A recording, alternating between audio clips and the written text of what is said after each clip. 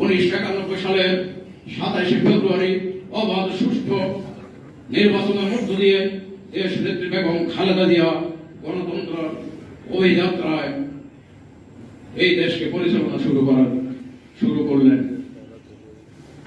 বেগম খালেদা জিয়া 1991 সাল থেকে 96 সাল, 1996 সালের 15 ফেব্রুয়ারি, আবার 2001 সাল থেকে 2006 সাল পর্যন্ত বাংলাদেশ পরিচালনা করার সুযোগ পেলেন।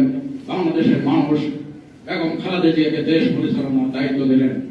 আমি এই কথাগুলো এ কারণে বলছি যে বিএনপির প্রতিষ্ঠার পর থেকে বিএনপির রাজনৈতিক কর্মকাণ্ড শহীদ প্রেসিডেন্ট জিয়াউর রহমানের দীর্ঘ রাজনৈতিক প্রজ্ঞার কারণে, সততা, দেশপ্রেম এবং জনগণের প্রতি ভালোবাসার কারণে বাংলাদেশের মানুষ এই বিএনপি নামক রাজনৈতিক দলটিকে পাঁচবার দেশ পরিচালনার দায়িত্ব দিয়েছেন। বাংলাদেশের ইতিহাসে, এমনকি পৃথিবীর ইতিহাসও এটা বিরল যে একটি রাজনৈতিক দল পাঁচবার দেশ পরিচালনার দায়িত্ব পেয়েছে। সংগ্রামী ভাইরা আমার,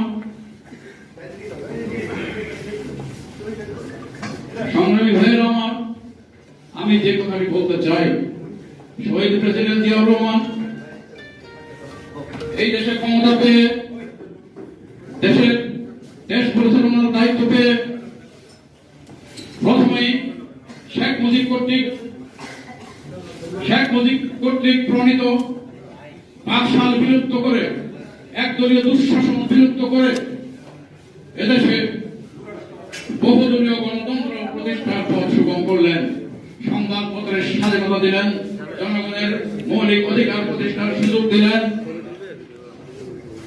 যার ধারাবাহিকতায় বাংলাদেশ জাতীয়তাবাদী দলকে এদেশের মানুষ তাদের অন্তরের অন্তঃস্থলে আসন করে দিয়েছে, বারবার প্রকাশিত হয়েছে। সেই জন্য আমি বলতে চাই, বাংলাদেশ জাতীয়তাবাদী দল প্রতিষ্ঠার 47 বছরে অর্জন করেছে, এদেশে গণতন্ত্র প্রতিষ্ঠার পথ সুগম করেছে বারবার।